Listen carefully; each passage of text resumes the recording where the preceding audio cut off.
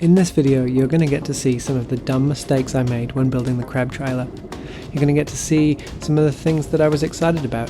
Basically, this is a whole lot of footage that I took during the build process that I haven't shown anywhere else, or at least not in full. So enjoy.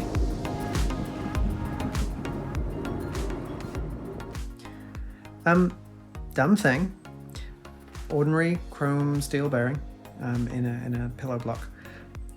And under normal conditions, these are shielded bearings and they can survive pretty harsh conditions. But these ones are going to be mounted that way up for the front pivot of the bike. And we're definitely going to get water pooling in here, and even with them well greased, I think we're in for a corrosion problem. So I should have got stainless steel ones, and I've now ordered stainless steel ones. This is an S-type load cell. It's called an S-type load cell. Can you guess why? Because it's S-shaped. Here, hold it further down so that I can get a shot without your lips moving, so that we don't want to advertise the Mac necessarily either. All right. Whatever. Did you get the joke? Yeah, I did. It's an S-type load cell because it's shaped like an S. Yeah.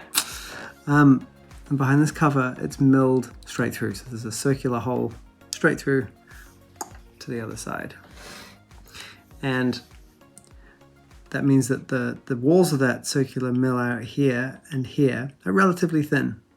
So when you load it up and you squash it, all the load's coming down here, all the load's going up there. It's causing a twisting around that hole. And it's causing... Can you turn your screen around so that we can see it while you're doing that? In a minute. Okay. And so it's causing, if I'm squashing it, it's causing an extension in that one and a compression in that one. And that means that the shape of the metal in that bore here and here is changing. It's actually changing in size. It's minuscule, it's like micron level, but it is changing. And so inside here, bonded up against the upper surface and down against the bottom surface of that, I can probably find a picture of that mill out, is a strain gauge. And the strain gauge is a resistor basically, which changes its resistance with length effectively, but with these tiny changes in length. And so as you load it up, the resistance changes, and you can measure it. And the resistance changes by a tiny amount, but with amplifiers and a Wheatstone bridge and blah, blah, blah, blah. So, see if we can get these things together. Can you see this as well? Mm-hmm. So when I squash it, we can read that. And when I stretch it, we read in the opposite direction. Squash, stretch. Squash, stretch. And it's pretty sensitive, so just let it scroll out. And then we can put something fairly light, like my empty glasses case on there. And we can easily read that. So it's very sensitive. But this load cell has a capacity of a ton. So we can easily measure the forces on the drawbar. So this is going to go in the drawbar of the trailer and in line with the drawbar of the trailer. And so when we accelerate, we pull and we read that tension, the bike trying to pull the trailer, and that causes more power to go to the motors. So we send more power to the motors when we need to push more. And then when I'm braking and the trailer is sort of pushing into the back of the bike and that compresses this, again, we read that and we apply braking. And the skill, the knack, is in tuning the feedback loop so that when I accelerate, I put some force on here, that causes the motors to spin up. And of course, when the motors spin up, it's going to push it into the back of the trailer. So it's now going to be reading that needs to brake, and you can end up in oscillations like that. So we use it's a whole different thing to talk about, but we use a PID control loop to deal with that. But tuning that is going to be the fun part. But simply speaking, we read whether we need to accelerate or brake and do it. I'm excited because these packages are from Grin Technologies in Canada, who have given us a great big discount because they love supporting cool community stuff. And I really hope there's stickers in these boxes because I want to put Grin stickers everywhere because they've helped so much.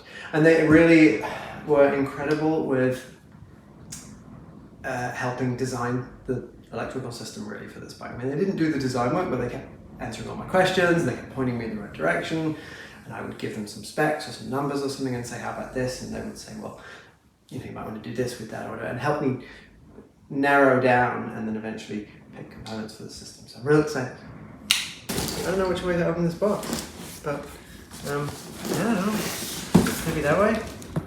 It feels like it's upside down.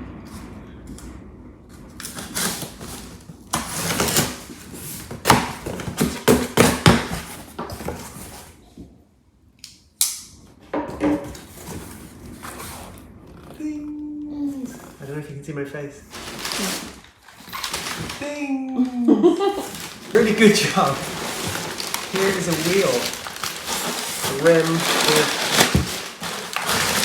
a hub motor on it. And this is basically, this is the business end. This is where the rubber meets the road.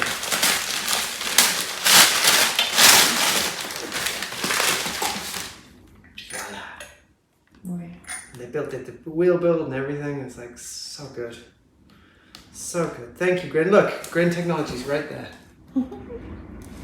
Really hope there are stickers. Cool. So what do we got? We got 2 wheels, motors, hub motors that have been set up on these rims. These are 20-inch rims. Gonna get some tires. And obviously they got a cable coming out because these are hub motors. This is where all the magic happens. These are a little bit stiff to turn because these axles are a little bit stiff to turn because there's some resistance to the motor.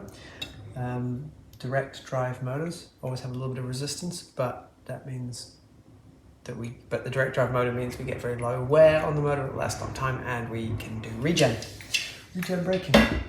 So we've got 2 of those, 1 for each side. What else we got? We got the brake rotors for those 2.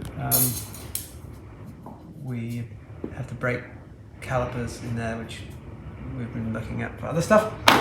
We have a glass of wine, that's mine. We have 2 controllers, it's these, which take battery input and control the motor, so that should just connect nicely onto there. So that's that drives the motor. We've got 2 of those because we've got 2 motors, so we've got 2 controllers. Those in turn are connected to what would, this is the little cycle computer that would normally go on your handlebars and control things. And we don't technically need this because we're sending our own control signals to these, but it's handy because it can tell us battery voltage and other things like that. And so it'll be mounted inside the trailer, it won't be mounted on the handlebars of a bike or anything, but it's still handy to have. We have some cables, we have some torque arms. Torque arms are quite important on, I won't get it all out. Torque arms are quite important on hub motors, especially big powerful ones, because when the motor turns, if I were to run it now, the axle would spin because the axle's not attached to anything. And when the axle is attached to the bike, and it's in the dropouts, the wheel will turn because the axle is being held steady. And because every action has an equal and opposite reaction, the torque that we get pushing the trailer forward there's reaction torque, which is transmitted through the axle and is onto the frame. And because the only thing, if you come in close and have a look at this axle, it's an M14 thread and it's got those flats on the sides. And so the only thing stopping the axle from spinning is where the flats on that axle intersect with the dropout fork. And that's a huge amount of torque on a small area. And you can damage the dropouts, and you can, there's a huge amount of torque, too much torque really to put on the dropouts. So torque arm fastens onto here, don't worry about how right now, and then fastens onto the frame here. So now the reaction torque, instead of being transmitted through the axle onto the dropout, is now being transmitted onto the frame here. So it's like having a wrench on here and holding that steady to fix the axle in place to allow the torque to push the trailer forward. So we've got two of those because we've got two wheels.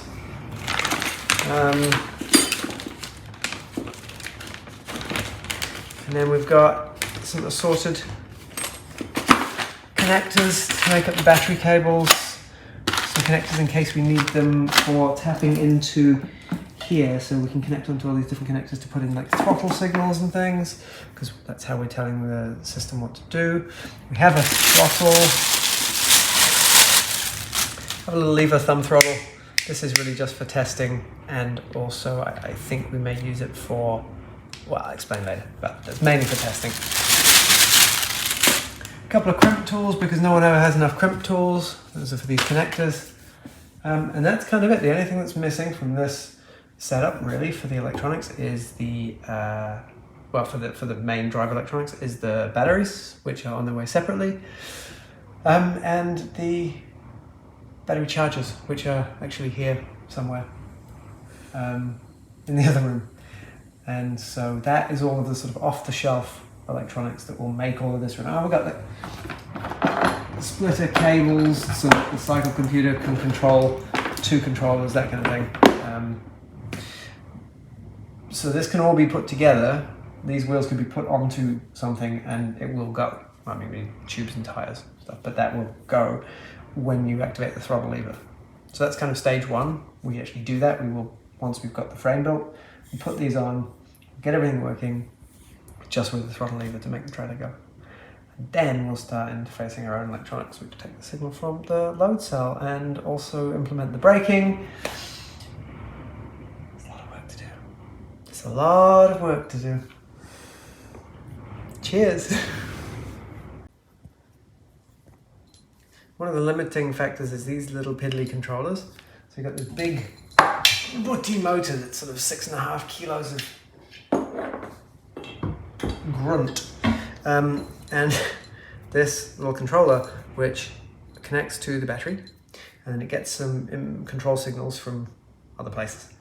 And then it outputs 3-phase power to the motor. And so it chops up the DC that's coming from here. It generates the correct 3-phase AC waveform to appropriately drive the motor. And in doing so, it gets hot because there's a lot of power going through this. It can deal with 90 amps at 50 volts, whatever it is, 48 volt system, so it up to like 56 volts or something. And so, yeah, there's a lot of like waste heat involved in that. The transistors that are in here, which are doing that chopping and generating that heat, are directly bonded to this. This is an aluminium block which is sort of embedded. This is all potted. The electronics are all potted in here, in plastic, sort of embedded in plastic, but that's aluminium. There's mounting holes, and so I plan to have heat sinks attached to that, which essentially come out through the side of the trailer. So the heat sinks are on the outside of the trailer, with this on the inside, with cabling running down the inside. Exactly how that will look, I'm not entirely sure yet, but the heat sinks should enable this to run for significantly longer without overheating. When it does overheat, it throttles itself, so it puts less power through to the motor. So if I'm going up a big hill and using with a heavily laden trailer, needing lots of torque, once this starts to heat up, it will throttle the amount of power it gives me. I want to delay that as long as possible. So heat sinks through the side of the trailer. Again, exactly what that will be like, I'm unsure, but I can get something made if necessary, or find an off-the-shelf heat sink that we can drill to mate with these holes. Here's some footage showing the rig that I used to set the spacing of the wheel dropouts. So when I designed these wheel dropouts, I added some extra holes so that I could run threaded rod all the way through the trailer and align all 4 wheel dropouts. Meant that the wheels would end up being truly parallel, and the wheel dropouts would end up being correctly spaced from each other. It worked it worked pretty well. It's a bit of a moment of truthy thing to see if this fits now. Brake disc is on the left hand side of the wheel, but the trailer's upside down. It's on the right hand side of the wheel.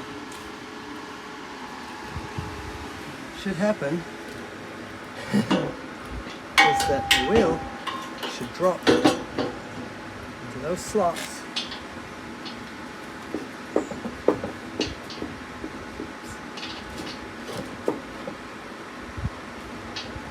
He's being a little reluctant, and I'm not sure why, because I've been in, I know that the slot on those is correct because I tested it before. Let's just double check that. Okay. Oh, is it the alignment of them is not perfect? Maybe.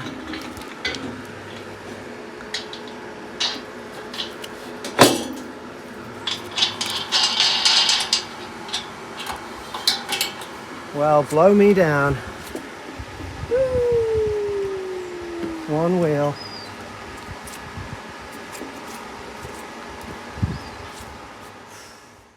What are we looking at, Jade? Hey, Amber. No. Hello, adoring fans. Hello, adoring fans. Well, you've got to ask the question again then. All right, tell me what you just made and whether or not it's a weapon. Hello, adoring fans. It's not a weapon. I just built the top of the front wheel carriage. The top of the front wheel carriage. Which is this. And the wheel is directly, the center of the wheel is directly below this pipe, this tube, about here. And there's a bit of a cage that connects to that. And then the tow bar comes off there. And the reason the tow bar comes off there, well, I won't get into that now. But anyway, so the front wheel, like any front wheel steering trailer, often heavy trailers for trucking, front wheel steering, the wheels at the front, usually two wheels for them, one wheel for us, have to be attached to the drawbar so that as the vehicle in front turns, the wheel turns, and then the rear wheels just track behind it. But there's a rotating front wheel or front wheels which are attached to the drawbar. My original design for this had this shaft sitting in bearings, and then a sort of takeoff for the tow bar from up here. It felt sensible to sort of have a couple of bearings sitting here. I've only got one here because I can't hold two on at the same time, and then sort of pull from just by the bearings there, right? Seems nice and strong. Problem is, if the tow hitch on the bike is down there and the drawbar attachment is up here, the drawbar has to pivot, has to have a hinge in it, has to hinge in the X dimension, has to pivot up and down so that as the bike goes over slopes and over contours, the trailer and the bike can move independently like that. And if you've got that and it's an angle like this, if you imagine the drawbar is all the way down here, the bike tow hitch is all the way down here and the drawbar is up like that, and you've got a hinge. You've also got a hinge at the tow ball. And so what can happen is, I really need to build a model of this. As the trailer, if you're under braking, the trailer can ride up. That hinge can allow the front wheel of the trailer to lift, which means you lose your steering, and that lifts. And then you can kind of jackknife because you've got no steering control. And so you need to keep the drawbar in line with those forces.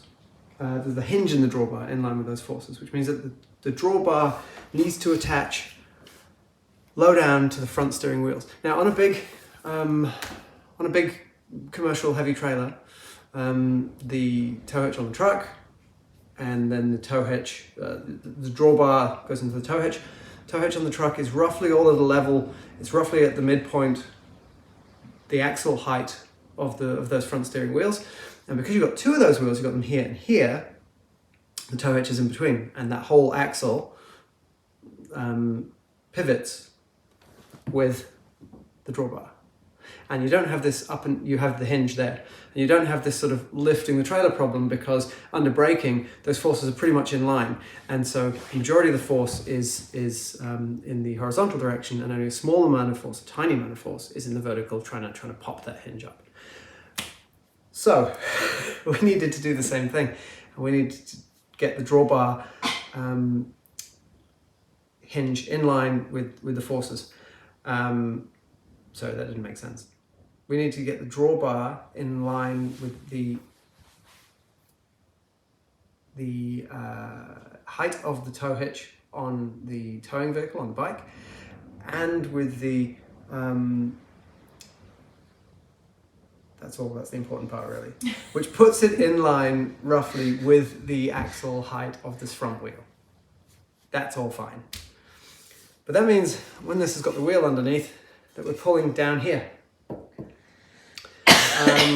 And that's tending to torque this whole unit in that direction and put a lot of stress on this shaft, which is going through... Where's my spacer? I don't really need it, I guess, but... Is it on the thing? No.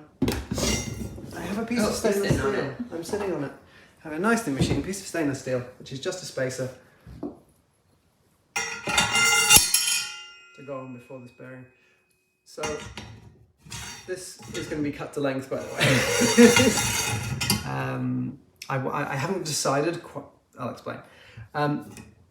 One bearing here, the other bearing block about there.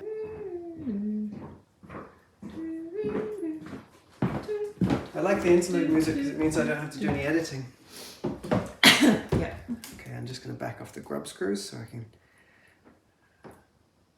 Grub screws is American English, set screws is British English. I don't know what we're supposed to use in New Zealand. I've heard people say grub screws a lot, but maybe some people in New Zealand say set screws too. It's more fun to say grub. That's a good name. There we go. Come on. So, two bearings like that, roughly. And that's what this whole section with the wheel on pivots on. And like I say, we're towing from about 300 mil below the floor in this model. And that force is that way. The trailer, most of the mass of the trailer is over there, attached through these pillow block bearings.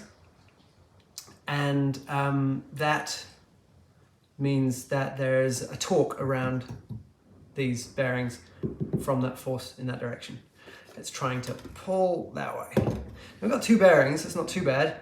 It's a shear force on this shaft that way, and then a shear force that way on this bearing, because the moment of rotation is between the two.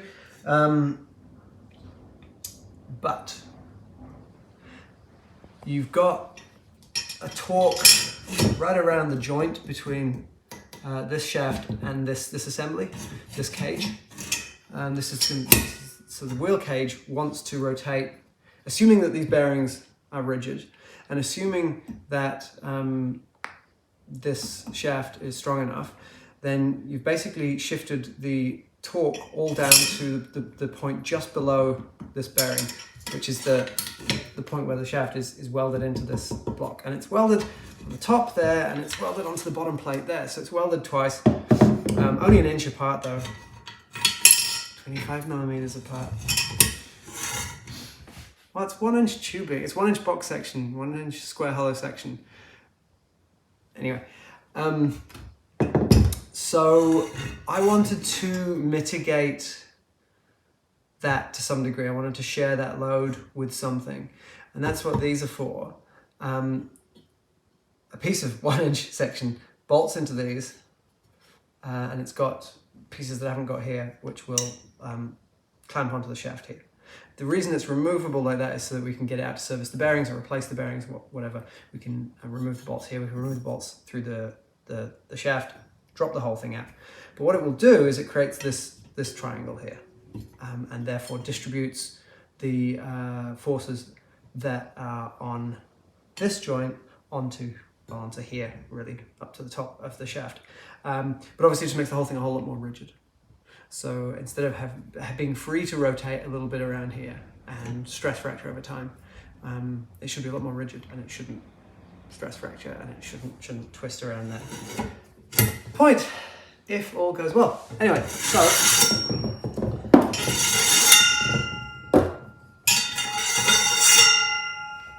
I built this today out of the parts that were kindly laser cut for us. The top plate, the bottom plate, and these two were kindly laser cut for us. Oh, and this little spacer here that I welded on. So there's a lot of vertical load here, really, because split the weight of the trailer over 3 wheels. And there's a lot of weight at the front of the trailer, for example. There's a lot of vertical load down here. It's directly in line with the wheel. That's all fine. We've talked before, I think, about how people are going to say that these bearings are not designed for axial load. That's not true. They have much higher rating in radial load, but they are rated for axial load, and it is specified and we're within spec and blah, blah, blah. But it means we need to transmit that load, the load of the trailer down, we need to transmit that force effectively between this assembly and these bearings. And I don't want to rely on the grub screws to take all that load, and so we're going to be sitting on the face of the bearing here.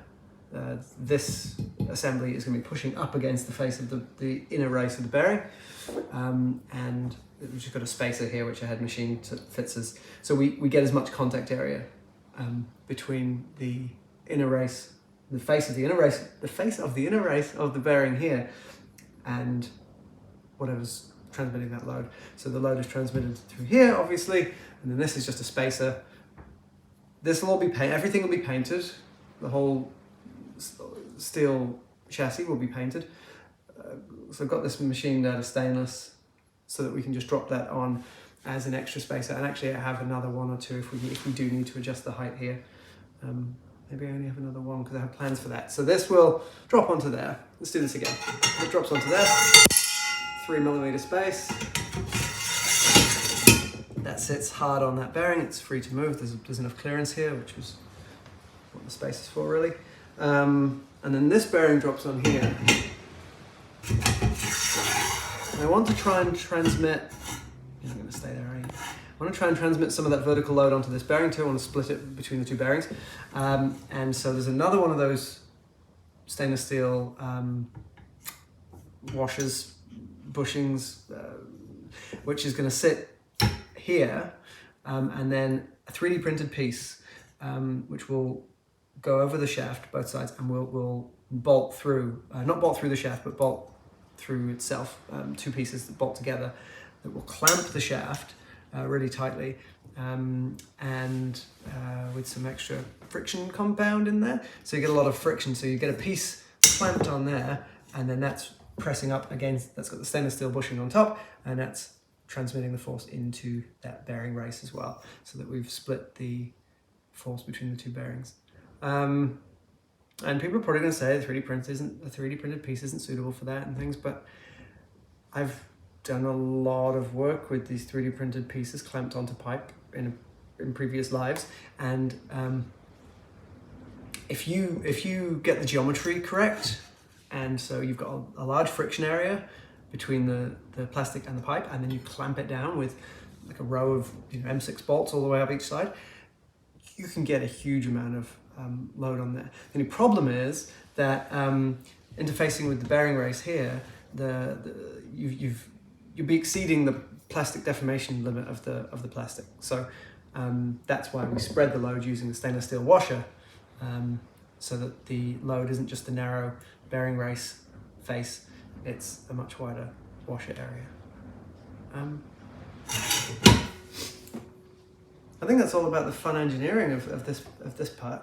I've got to go and build the rest of the cage, and once I've done that, we can put a wheel in it, put the pillow blocks on the trailer, on the frame, on the chassis, and then put it on its wheels.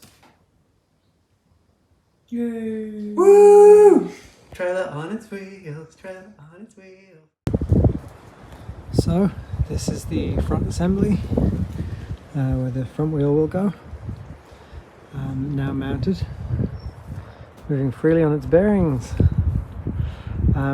This diagonal brace is not yet welded onto these plates, but it will be. And so this diagonal brace is removable by taking out these bolts. There's a third one missing, and these bolts, and then the shaft will drop out through those bearings. That's it can be removed and serviced, and the bearings can be replaced or serviced, but that we still get the added strength of this triangular structure, which I think I talked about before, rather than putting all the load onto where the shaft meets the frame here. We spread it over the top and the bottom, which is possibly excessive. Of course, ordinary bikes with a front fork don't do that. You just have a shaft going through essentially two bearings like this that are in the headset. So what we've done is we've increased the spacing between those compared to a regular bike. You know, this is like a bike with a really big head tube, a really tall head tube, like some of the cargo bikes do, but this is an extremely tall head tube if you think about it in those terms.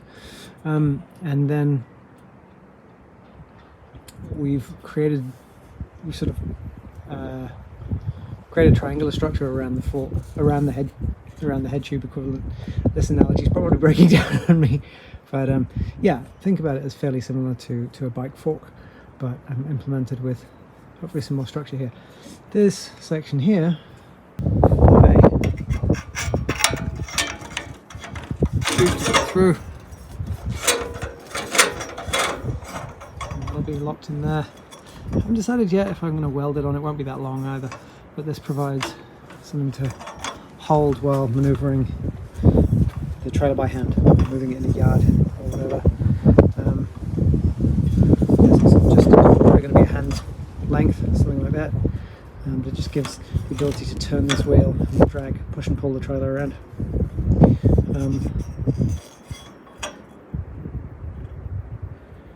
What else?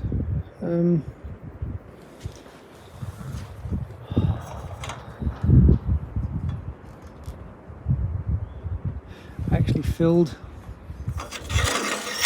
the engineering nerds, I filled this tube with epoxy polyurethane with these bolts in place with silicone grease as a mold release on these bolts.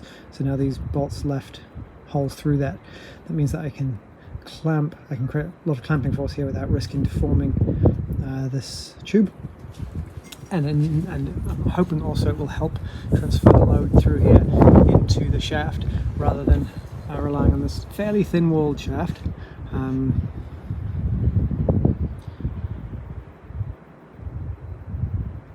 To carry the load from the bolts. I mean, yes, we're sandwiching it here, so we've got friction between the plates and the shaft as well, but to just transfer the load as effectively as possible, these bolts are now sitting fully encased in plastic, so they've got a bore running right the way through the tube, and the entire inside is filled with a hard polyurethane.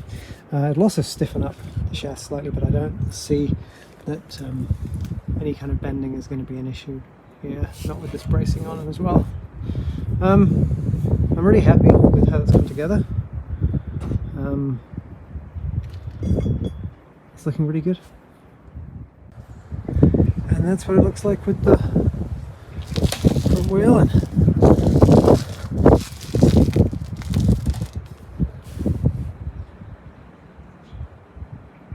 admittedly, I dropped the wheel in to see what it looked like. And admittedly I put the wheel in backwards because of the tyre direction, but that's an easy fix. And then the tow bar comes off here, so we're drawing from there, and that's that.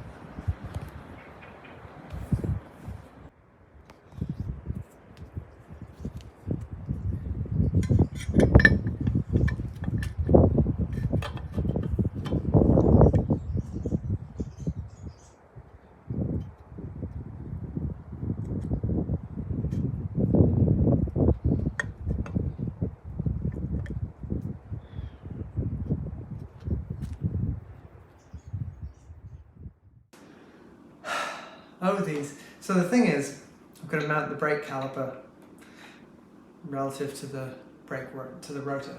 The caliper has to be untangled.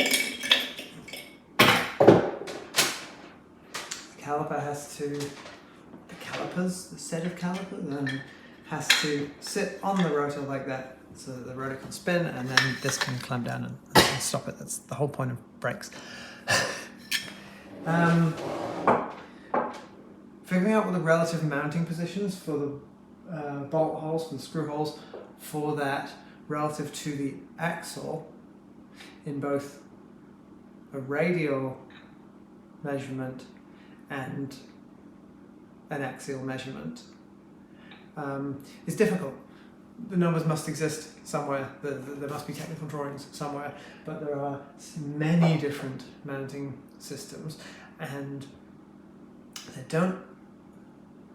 I contacted manufacturers even, and I could not get technical drawings which showed those relative positions. So I had to figure them out. And so I used 3D printing to figure out these dimensions. And so we started with revision A. So this is the dropout, which is now welded to the frame. This is the same model as the dropout is in steel, and this is the bottom edge. This is the bottom edge of the 50 by 25 rail that is welded to.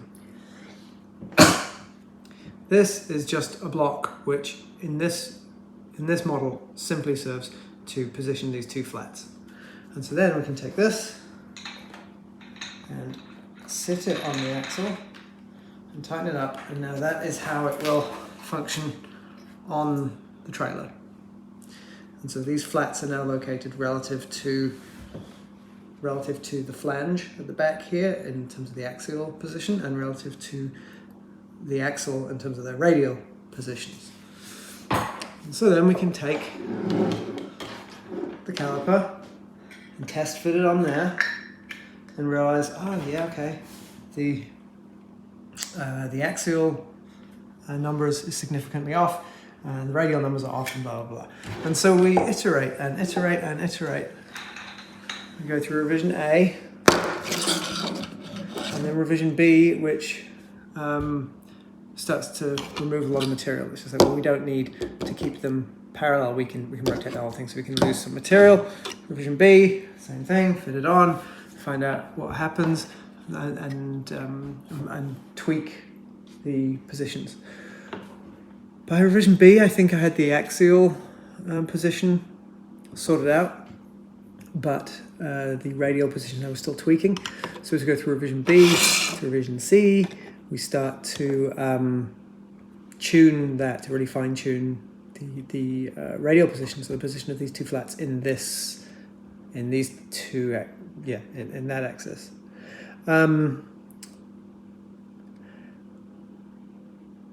And at the same time, start to fine tune some features for machinability, because this piece is going to be machined out of steel. And then welded onto the frame as well. So start to fine tune for machinability. We go through revision D, which again start to remove more material to make it more machinable. Revision E, at the same time as finding out what these positions are, essentially just referenced back to the axle position in here. What I'm also doing is figuring out how we're going to accurately locate this piece once it's machined out of steel, to weld it to that piece, to the flat there on the 50 by 25 rail. Remember, this whole thing's that way up. And so originally, finally get to revision F, and in revision F, these positions are correct. And the idea of the shape here is that I can clamp it very firmly to the rail. And at the back of the rail here, it has a lip. In fact, I then printed the final version, the freestanding piece. And so this flat here will sit against the dropout like that. And then this flat here will sit against the rail, and it can be clamped down hard. And this lip this little flange here will sit hard up against the back of that rail, sort of like that, to locate it in that axis. Problem was that the in reality on the trailer, the dropout is not perfectly aligned with that rail. The dropouts are parallel and they're 100 millimeters apart to within about 0.2 of a millimeter, which is what they need to be to hold the axle of the wheel well.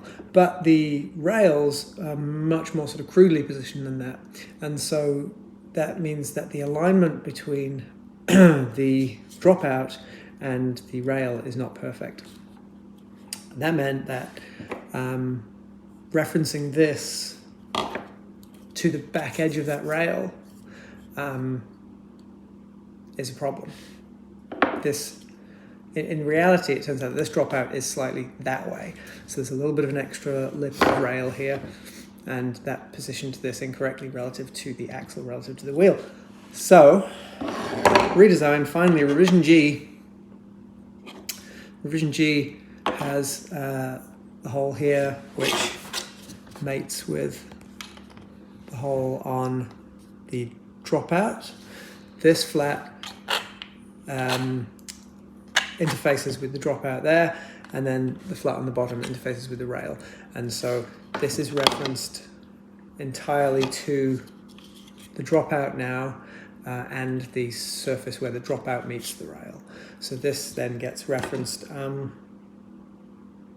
This being referenced to that means that the brake caliper is in the right position. So this is the final piece, and I clamped it in place on the trailer, and it worked. The positioning was correct, held it nicely, and so obviously I couldn't weld this to the trailer.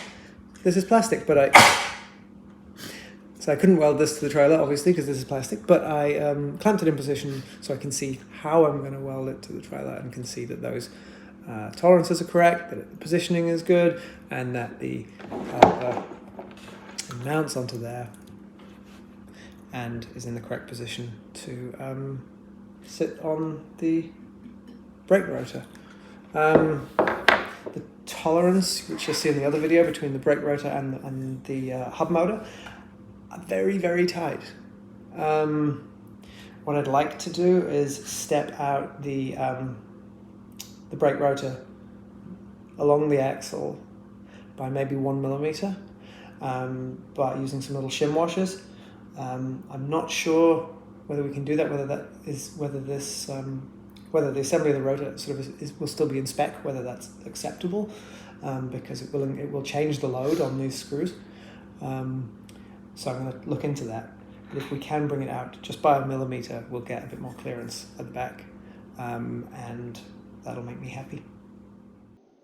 You can see here the tolerances are really tight between the caliper there and the hub motor. This is with the spacer, so this is brought out, and now we can line up the caliper on the brake disc properly, and that will mean that if I had a third hand I could spin this wheel. Yeah, tolerances are real tight, as you can see, both between the caliper and the, if I can move the camera right in there, the caliper and the motor, there's like 1 millimeter. Actually, technically, it should be about 1.5. And then between the rotor screw heads and the inside of the frame here, particularly the brake mount weld there. So that well, obviously not having the caliper screwed on doesn't help. Here we go. Look, there you go. Everything spins. Well, this is the drawbar, basically. I mean, it's missing the tow hitch that mounts on here, and this goes through here, and this is mounted in the 2 bearing blocks so that it can pivot up and down, because it has to pivot up and down so that you can, navigate hills and everything. So you can't just run on perfectly flat ground. And then as the bike turns, it pulls that around, which turns the wheel here. So this is the load cell mounted in the middle, and I think I've talked about the load cell before. S-type load cell, yada, yada, yada. Quite happy with how it's all mounted now.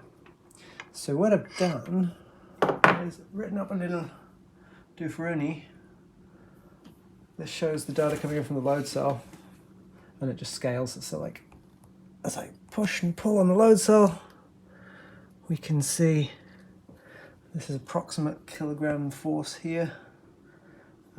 Quite approximate, it's not very well calibrated. This is the raw value from the sensor. So how many kilogram force is that right at the top? Push to about the 20 kilogram force. So what we're going to do, once we've got this mounted on the trailer, is go for a drive around really and monitor this and get some sense of the forces that are on here under different scenarios, which will inform the tuning of the control loops which drive the motors. So yeah, we'll be like figuring out what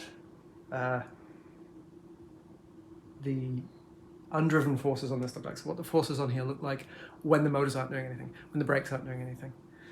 Obviously, there's an interesting thing because you think, okay, well we can just run the motors proportional to how much load there is on here, which isn't actually true because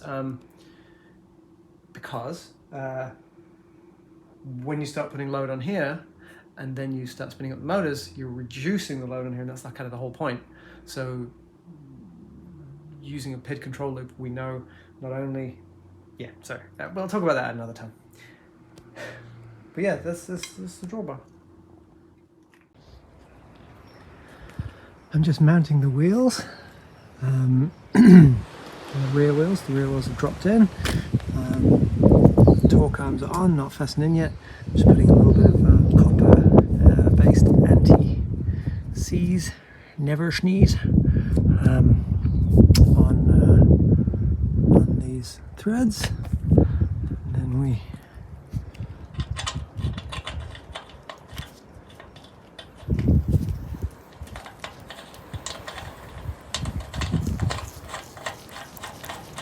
very hard to do that through a screen. Thread the two nylons onto the axle, and I'll come back to you in a moment with the next. So next step, everything's tightened. It's tightened on the shaft here. The torque arm is fastened in here, and two screws which jam a you can just about see it. Yep. Can we focus there? Just there, you can see behind the nut here there's a piece of steel that moves backwards and forwards. That's what clamps the shaft, and it's pushed by two high tensile bolts here, machine screws, cap screws, and that one sheared off. It wasn't up to the torque that it's supposed to be fastened to, so not sure why it sheared off. Maybe I was in a funky angle. These things happen. So I've got to figure out how to get that out of there. I don't have to do that right now, but yeah, at some point I've got to figure out how to get that out, which will be a whole lot of fun, I'm guessing. And by fun I mean not fun.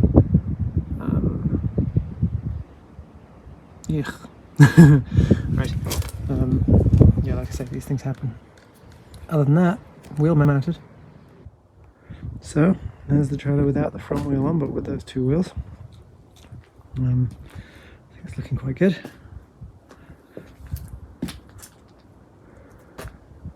If I say so myself.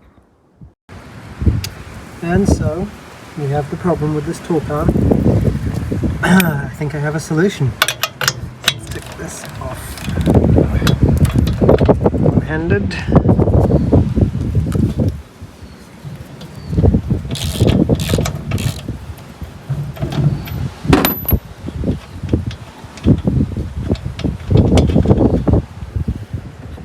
Alright.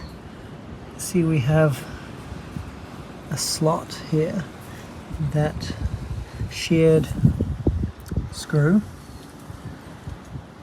is bearing on that plate to provide the preload to push it up against that axle flat. And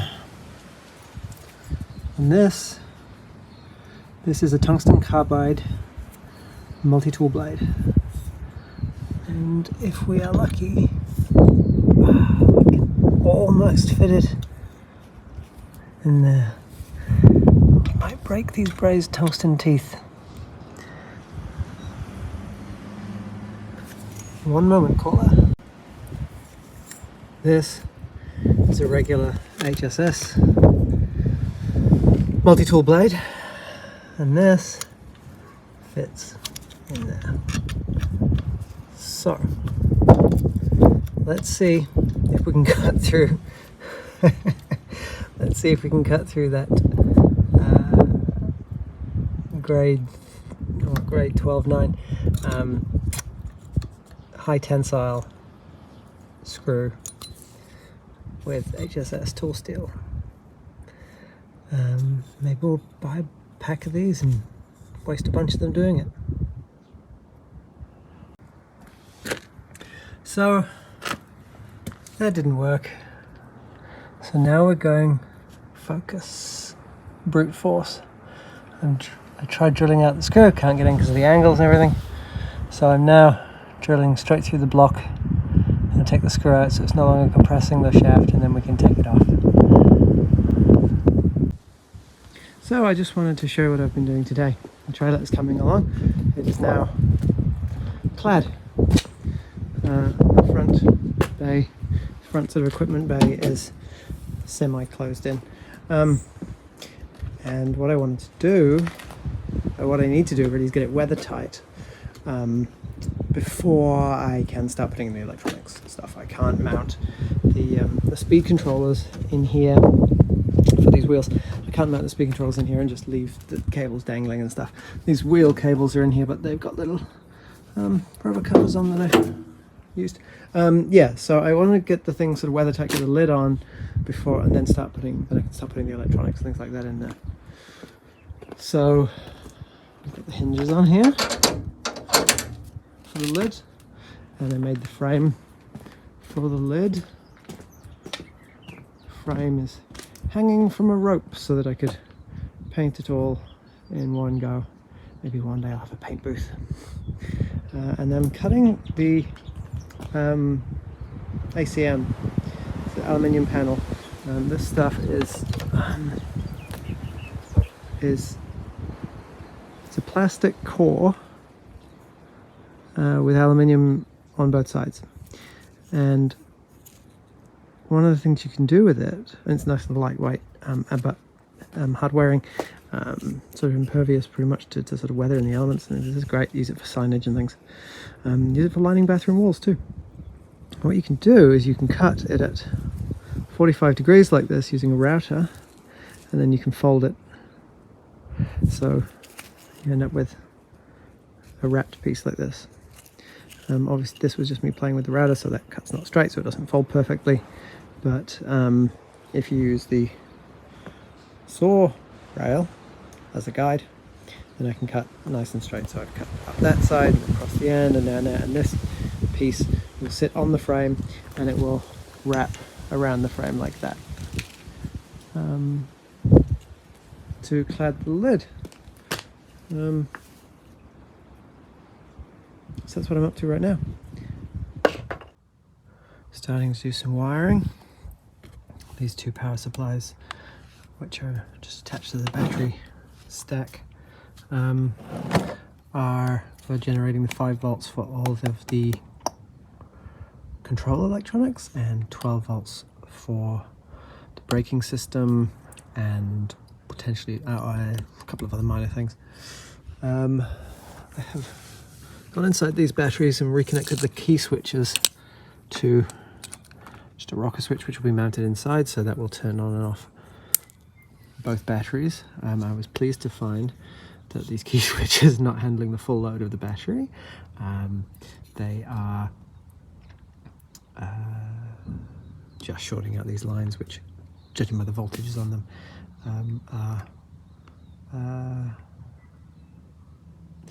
well, one of them's pulled up to a couple of volts, 2.5 or so, and I'm assuming that maybe there's a low standby power supply of some kind generating that 2 volts, 2.5 volts, and when shorted, those will pull up, pull down, pull up, depending, some transistor and turn everything on. And the actual load switch in these batteries is therefore a MOSFET switch, some kind of FET switch. Cool. So I'm gonna finish doing some wiring here and then install this battery. I think that I forgot, I've got a cold, so excuse me voice. I think that I forgot to show you what was behind here. So on the outside is a heatsink, and on the inside is this mounting block, and behind that mounting block is the speed controller for the motors, the electronic speed controller. So it takes battery power in and it connects the output to the motor. It does 3-phase and everything else, does also feedback from the motor, all that other good stuff. And it's sandwiched behind here against the heatsink. The heatsink is attached. There's lots of rows of fasteners. So the heatsink is attached onto the cladding, and then the speed controller is attached against the heatsink, and it's clamped there with this clamping block to provide load, and this thermal compound to provide a good interface with the heatsink. Okay, so we're doing some wiring. Still got a cold, sorry. The batteries are now in the front of the trailer. There's a whole lot of cables everywhere.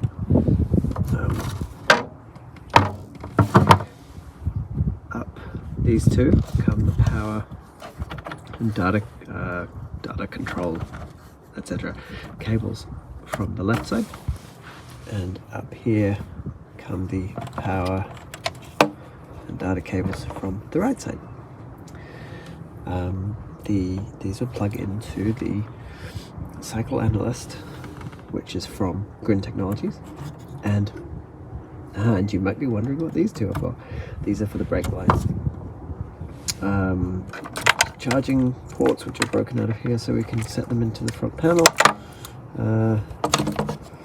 Switch which I've wired up. This turns on both batteries. So what I'm doing now is putting connectors on everything. Haven't put any connectors on any of this yet.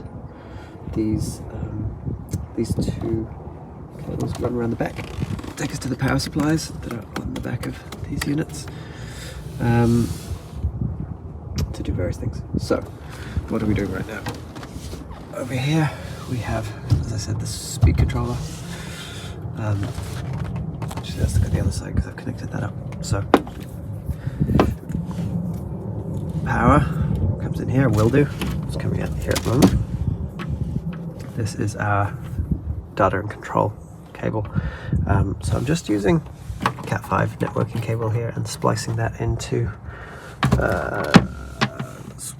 the correct connector, wherever that might be, to go in here.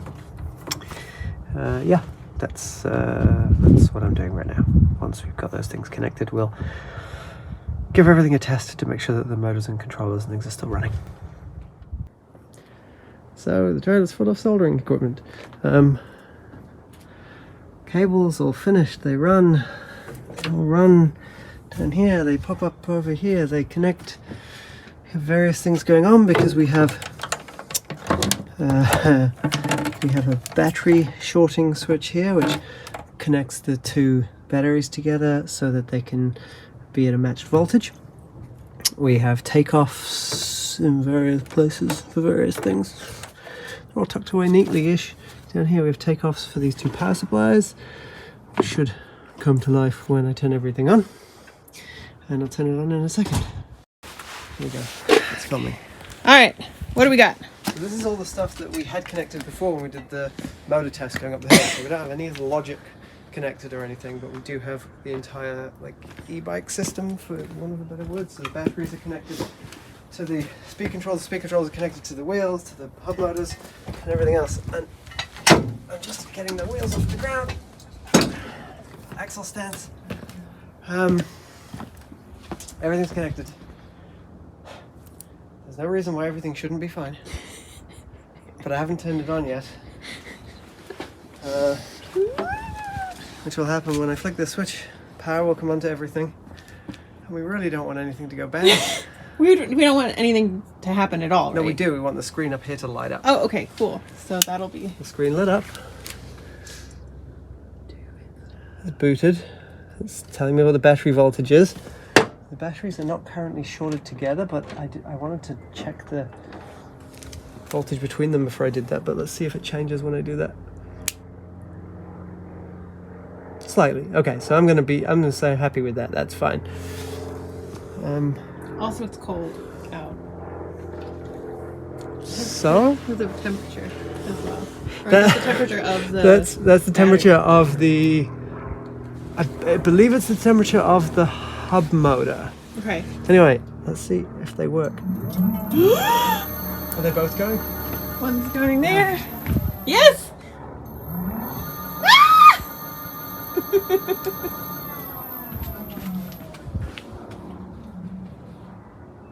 Although, that's odd.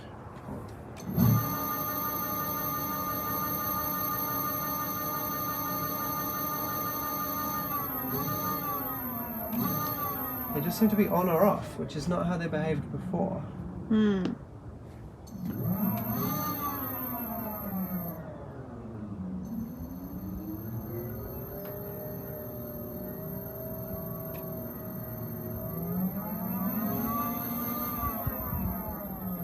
can feather it, but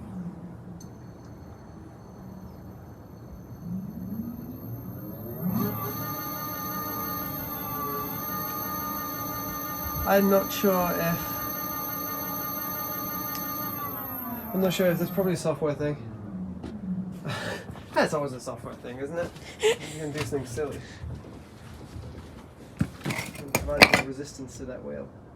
Sure, it seems like a dumb idea. Yeah, so I think it's just the way that, because they're spinning free,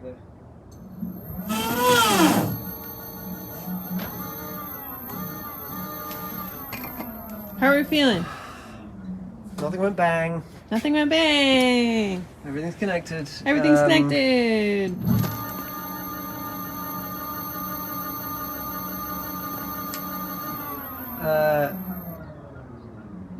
Everything seems to be working.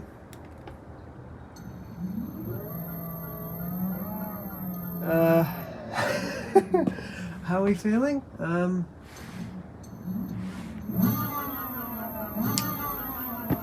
Yeah, pretty good, I think. And the power supplies, have they got lights on them? Yeah, little LEDs are on there and there, which means that those power supplies are generating the 5 volts and 12 volts that we need to power everything else.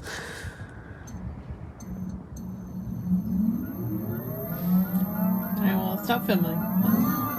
Doing stuff. Finally, we have the brake assembly. Which is pretty simple. It has a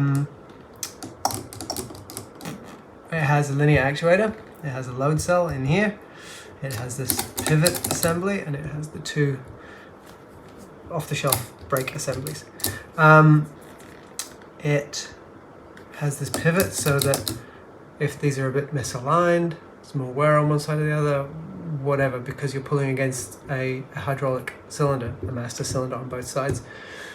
With this pivot in the middle, to a certain degree, as long as it's within a certain alignment, it is going to equalize the pressure in both brake lines, and so equalize the pressure on the brake rotors. And now the linear actuator works.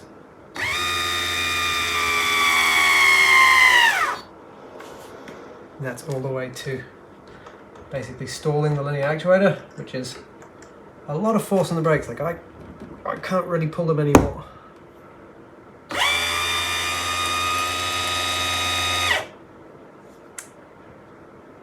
Now, all we've got to do is take the output of this load cell and use it to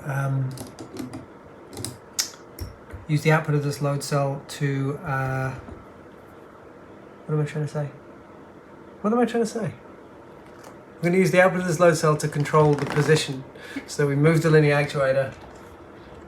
I mean, essentially we're moving the linear actuator a bit and we're sensing the load on here, and we're calling for a particular load, and so we're just going to move it up until we reach the load with a control loop, so it won't be as pulsy as that necessarily, but we'll have to have a play until we get the braking that we want and determine some brake levels for braking and things as well. But that's just a software problem. And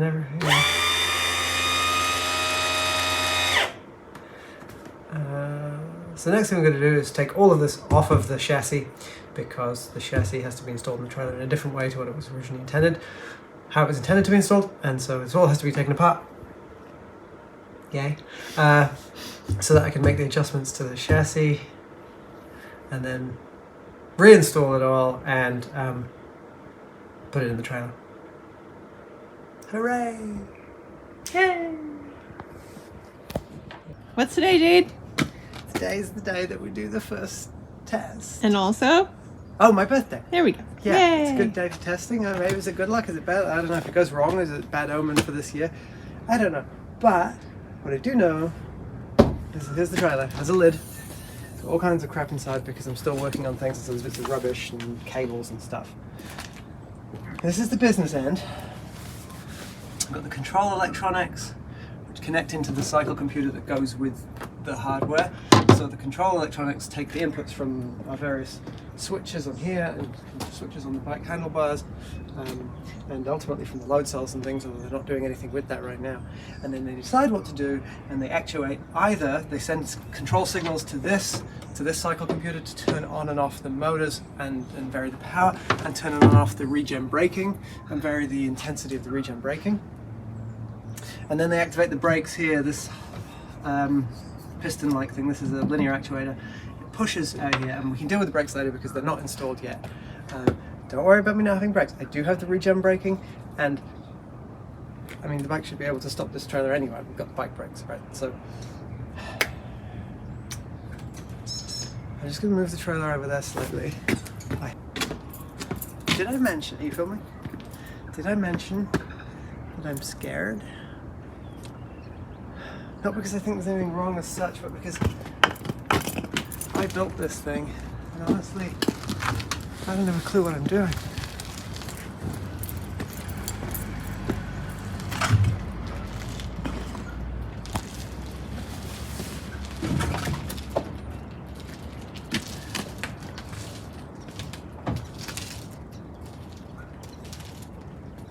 All right.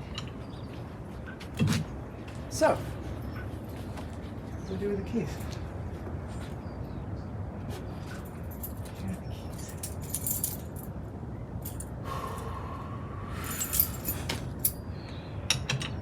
I'm scared. Is it the right key? Sure it's the right key. Okay, I'm going one way. I'm going one way. See, I'm not used to this yet.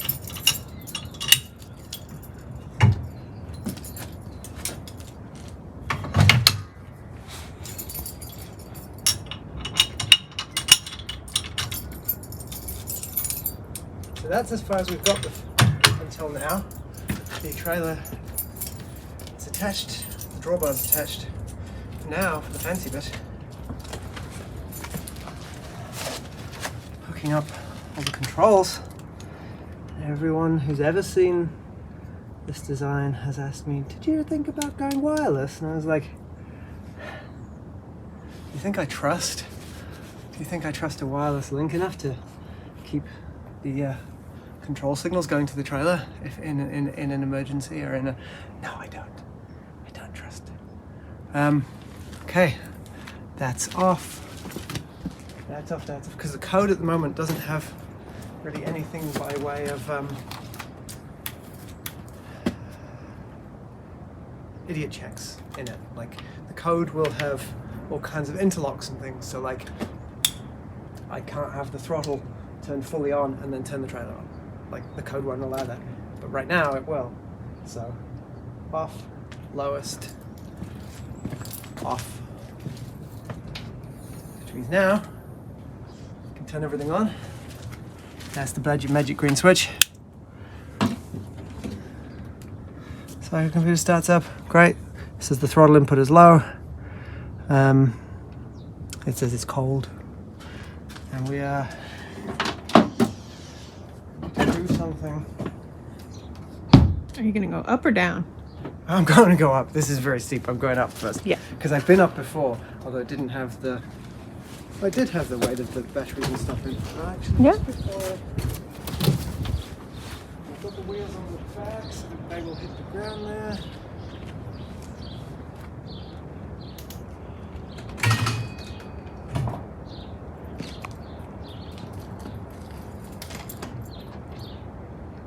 I mean, of course, the trailer at the moment is powered up, but everything's off. It's not doing anything yet.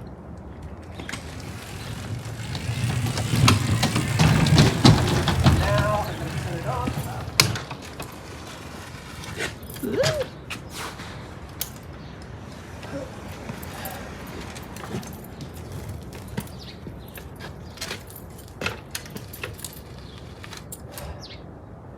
Maybe this was a bad idea. It's such a steep hill. Such a steep hill.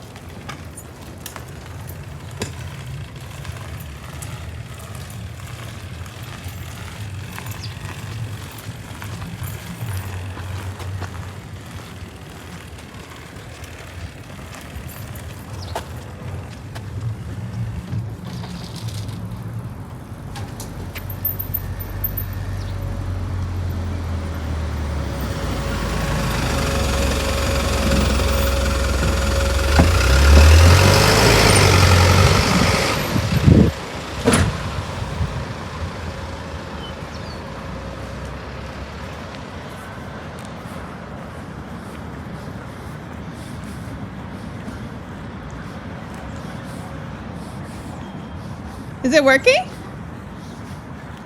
Okay. Idiot check.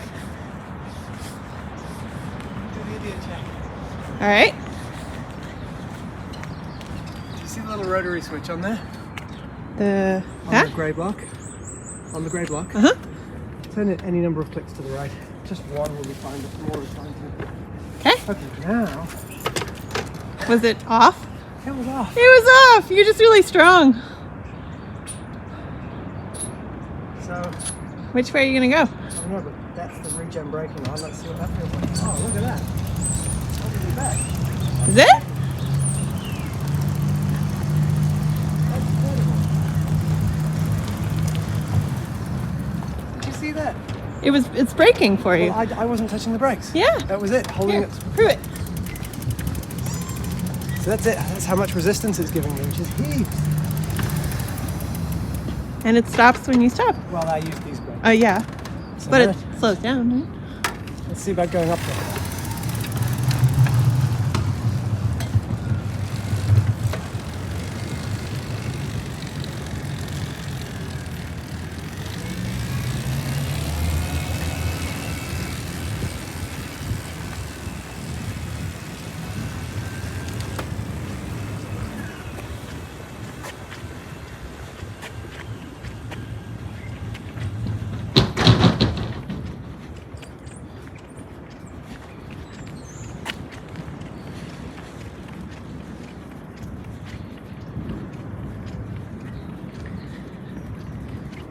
So tell us what happened. That's the regen again.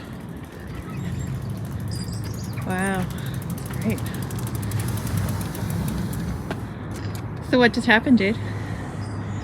It seemed to work. Ah! Say it again. I mean, it's not doing anything automatic or clever yet, so I'm having to fiddle with this a lot. Uh-huh. But it helped me go up the hill. Yeah. We need to try it again. Uh-huh. I think I might go right to the bottom. Cool. I can't vary the regen at the moment, but Yeah. it's just on or off. But, That's good. I will be able to vary the, well, it will vary automatically. Hope. There's a bit of a software problem. It's fine. Okay. Can we try something silly? Yeah, of course. Do you want to sit on top to give me some extra weight coming back up? In there? Just on top. Coming back up, you said? Yeah. Sure. Something Wet. Yeah. You get it wet. Look at this. Incredible. Don't know what happens when the battery gets full.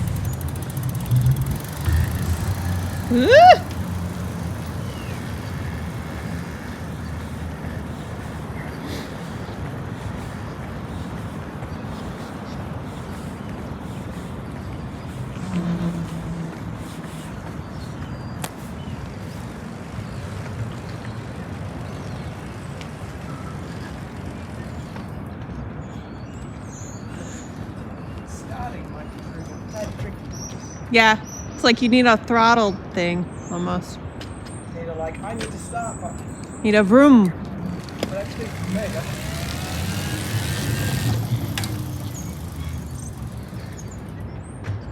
That's kind of what that was. Yeah. Just need that first push, hey?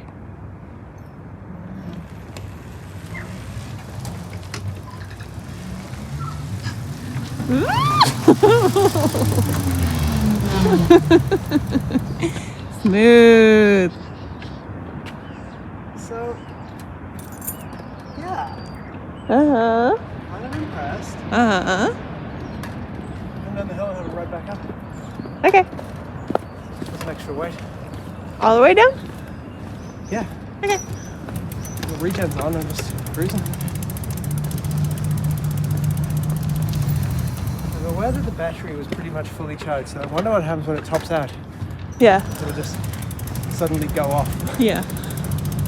But that's incredible. I didn't expect so much regen. It's really hard to quantify. Yeah.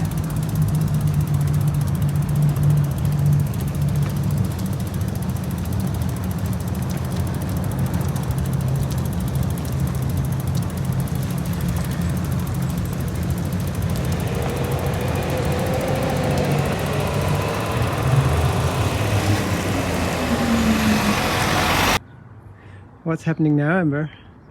I'm gonna take you for a ride. There you go. Using my butt as test ballast.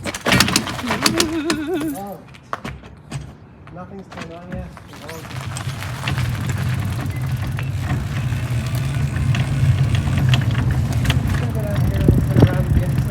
Hey.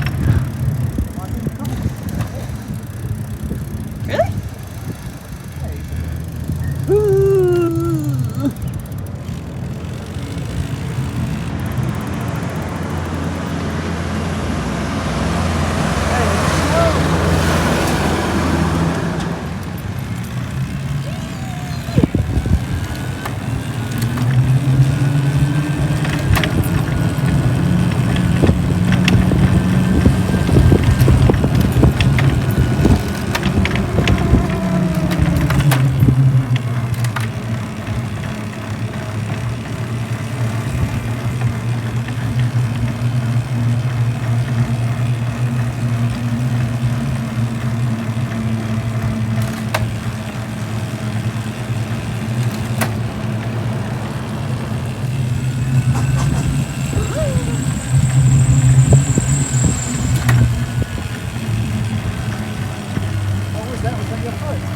What? What was it making that rubbing noise? The corner, the little corner ball thing. What did it hit? It bottomed out a little bit.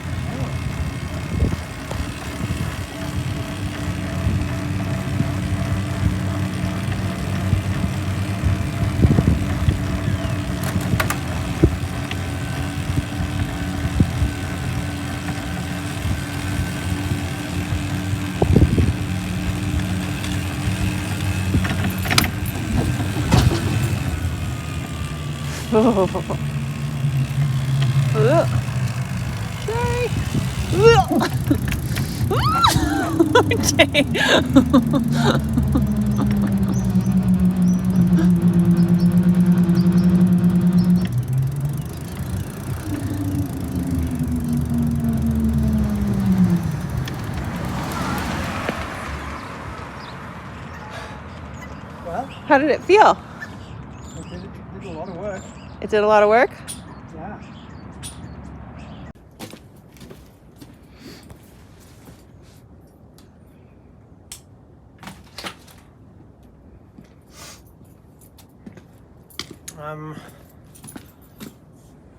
Motors are a little bit warm.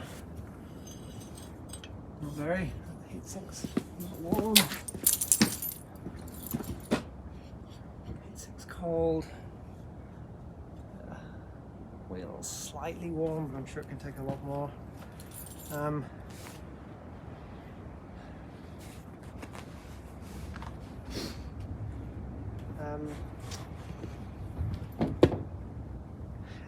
It's hell to control currently because I'm doing everything manually, which is bad, like bad.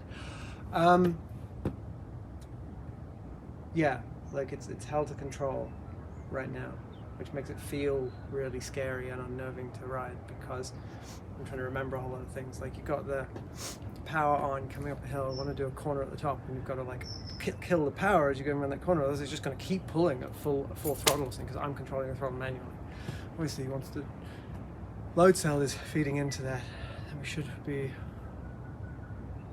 okay. But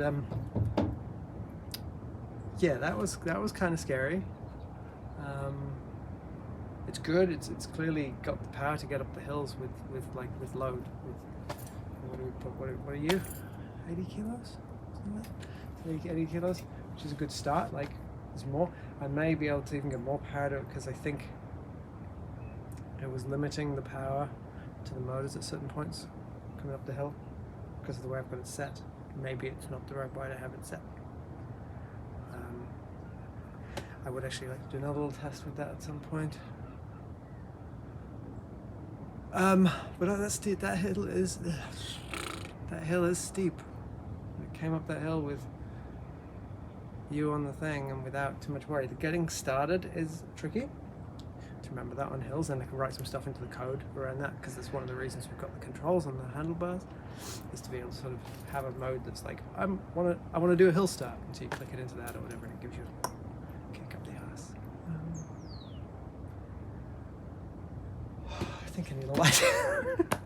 It's both kind of exhilarating and kind of terrifying and kind of not finished by like a long shot. I need a hug.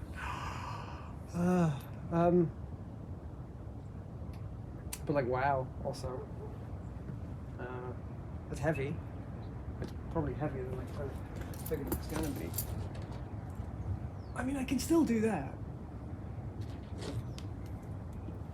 So I don't know what it weighs because it can't really weigh it in this configuration, not easily. So I don't know what it weighs, but some kilograms. 60. Which is not far from what the estimate was. I'm waffling now. Probably kill the camera. Bye everybody. Thank you. And so what I am doing is soldering. I've changed out the electronics, and I think it's important to have good interconnects. Very important. Screw terminals can be a problem because screws can vibrate loose. Spring terminals, these ones, they don't have that problem. The spring pressure is always there. You've got a spring fork element, which is great. What I have to do now, though, is because I don't want any screw terminals.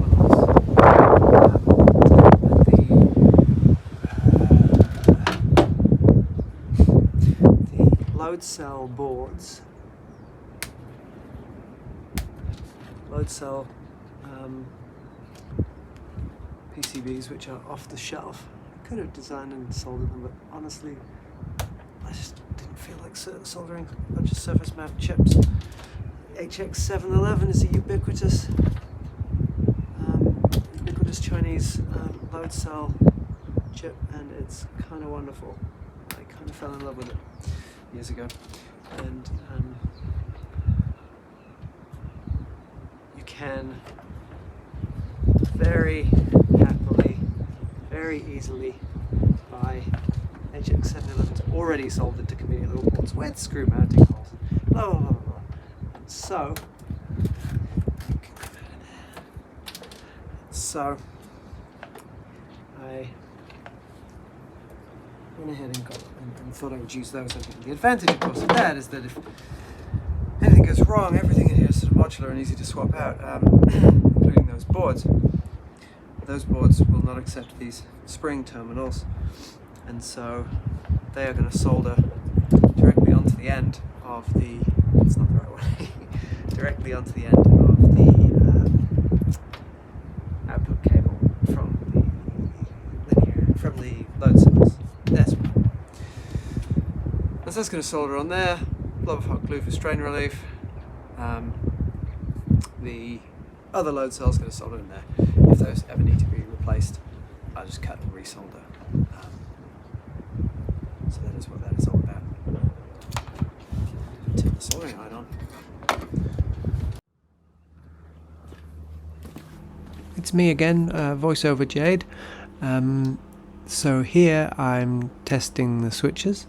I've wired in the connectors, soldered in the connectors that run from the disconnect that allows you to connect and disconnect from the bike, and everything's connected internally inside the trailer to the microcontroller, and so I'm just testing the outputs and making sure that they shift when I change the switches at the bike end. I'm also playing around with some logic that interprets those, and so just making sure that we're getting the states that we expect to get. And then here I'm looking at the output from the load cell, and I've got a little small crane scale here that is going to let me pull a sort of known weight, or at least pull a weight which I will later know, and at the same time see what the output from the load cell is. And that just allows me to calibrate the raw load cell output into kilogram force data, and even just approximately. And the real reason for that is just to have it in more human readable numbers. Not that there's anywhere that you read these outside of working with them in code, but when I'm testing the trailer and seeing how the PID control loops respond to various loads, it makes much more sense to me intuitively if those are in kilogram force rather than some arbitrary numbers. And then what I'm doing here is testing the output of the load cell and recording that data by plugging my laptop into the microcontroller inside the trailer. Then I'm screen capturing from the laptop. I've also got a wireless microphone on with the receiver plugged into the laptop, and that essentially gives me a time base, gives me a time signature for the data that I'm gathering. And then on the video, I can sync the audio track from the camera that's outside to the audio that's on the laptop inside the trailer, and thus sync the data that I'm gathering about the load cell with the real world video. That sounds more complex than it is perhaps, but what I end up with is what you can see on the screen. Synced up video and data. I'm going to do that again.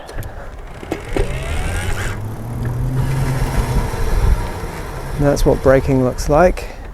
I'm going to go around the corner and see what climbing a hill looks like.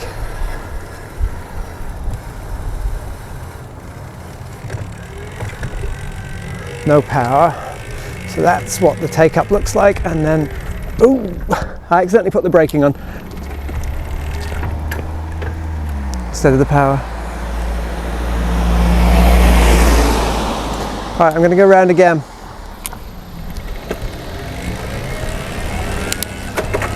That's with some power, obviously.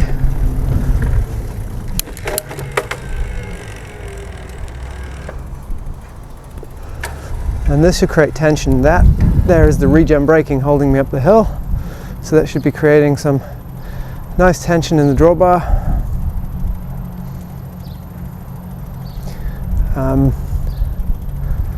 And yeah, a bit of tension in the drawbar, and then off, and then that's braking again, braking again, braking again, coming round the corner. Pretty neutral, pulling on the trailer, no power, and then this is what the power kicks in.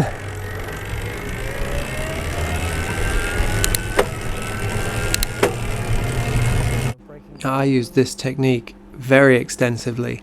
What you can see here is the very first test that I did with some PID loops actually controlling the output. So in the top line you can see the load cell input, and in the bottom scrolling graph you can see two different outputs for the two different PID loops, one controlling the brakes, one controlling the throttle. You can see there are lots of problems with this, which I overcame in time. There are problems with oscillations that are the physical oscillations. The whole system has a resonant frequency, which is to do with the springiness of the tires and the springiness of the drawbar connection between the bike and the trailer. And so there's a couple of different resonant modes. In the end, I ended up doing some filtering of the load cell signal and then a lot of tuning of the PID loops, and now we get really smooth response. And if you're still watching at this point, well done. You've seen a lot of behind the scenes footage, you've seen lots of little bits and pieces of things that were funny or went wrong. Thank you for watching all of that if you have, and thank you for supporting Cahoots.